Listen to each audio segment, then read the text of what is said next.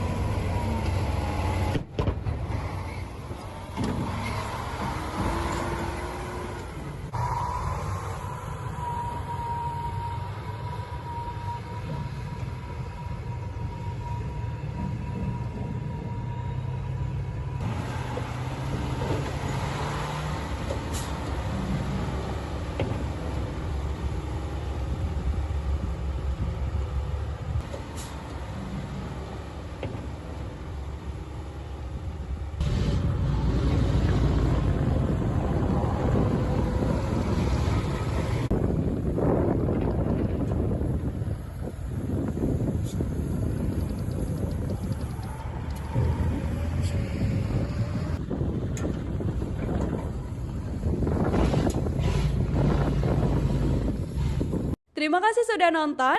Jangan lupa like, subscribe, dan share ya.